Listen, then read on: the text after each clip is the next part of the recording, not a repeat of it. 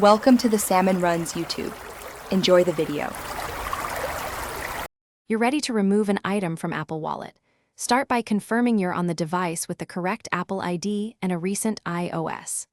Open the Wallet app now and find the card, pass, or ticket you want gone. Tap it to view details, then look for the information or menu icon. This exposes removal options. Once found, prepare to authenticate with Face ID, Touch ID, or your passcode so the device accepts the change and keeps your payment and passes secure.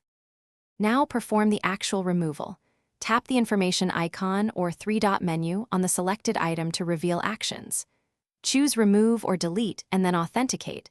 That confirms you own the device and prevents accidental deletion. If it's a payment card and no remove option appears, open Settings, go to Wallet and Apple Pay, select the card, and remove it from there.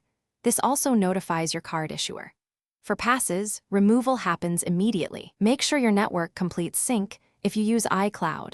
Finish by checking Wallet to ensure the item is gone on this device.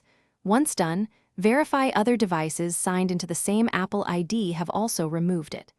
If it persists, restart your iPhone to force iCloud sync and clear temporary state. As a troubleshooting step, sign out of iCloud and sign back in, or contact the card or pass issuer to revoke it server-side. If you still see the item, consider a forced restart and then recheck Wallet. This usually resolves stubborn syncing issues. Thanks for watching. Consider subscribing if we helped you.